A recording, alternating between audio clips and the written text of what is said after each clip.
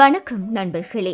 இந்த வீடியோவில் படை நோய் வருவதற்கு என்ன காரணங்கள், அவற்றை எவ்வாறு தடுக்கலாம் மேலும் பார்ப்போம். யூர்டிகேரியா என்று அழைக்கப்படும் படை நோய் தோலில் தோன்றும் சிவப்பு நிற தடிப்புகளையும் அரிப்பையும் குறைக்கும் பொதுவான பாதிப்பு. சிலருக்கு படை நோய் சில நாட்கள் மட்டுமே இருக்கும். சிலருக்கு மாதக்கணக்கிலோ அல்லது ஆண்டு கணக்கிலோ கூட இந்த நோய் நீடிக்கலாம். இதற்கு தற்காலிக நிவாரணம் பெறவும் நிரந்தரமாக குணப்படுத்தவும் பல சிகிச்சை முறைகள் இருக்கின்றன. இந்த படை நோயை தடுக்கும் வழிமுறைகள் மற்றும் மருத்துவ ஆலோசனை பற்றியே இந்த வீடியோவில் தொடர்ந்து பார்க்க இருக்கிறோம். படை நோய் எதற்காக ஏற்படுகிறது? கத்தரிக்காய், கருவாடு, முட்டை மற்றும் சில வகை கடல் உணவுகள் சிலருக்கு ஒவ்வாமையை ஏற்படுத்தலாம்.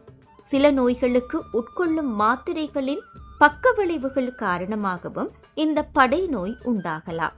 அதிக வெயில், கடும் குளிர் அல்லது தூசு போன்றவற்றால் கூட வரலாம். எறும்பு அல்லது வண்டு கடித்தால் அந்த இடத்தில் தடிப்புகள், வீக்கம் தோன்றி அவை படை நோயாக மாறலாம். இந்த படை நோயை எவ்வாறு தடுக்கலாம்?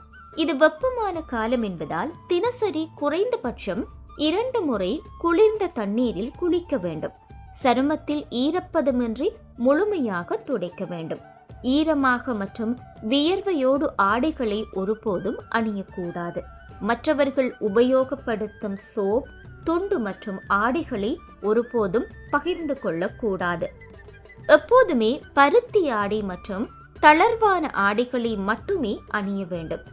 ஜீன்ஸ், சிந்தடிக் மற்றும் லெகிங்ஸ் போன்ற இறுக்கமான ஆடைகளை அணியக்கூடாது. தொடை, இடுக்கு மற்றும் இடுப்பு பகுதிகளில் தொற்று பாதிப்பு உள்ளவர்கள் பருத்தியாலான உள்ளாடைகளை அணிவது சிறந்தது.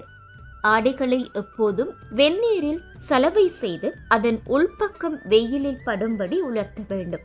தொற்று பாதிப்பு ஆடைகளை தனியாக வைத்து சலவை செய்வது இன்னும் சிறந்தது.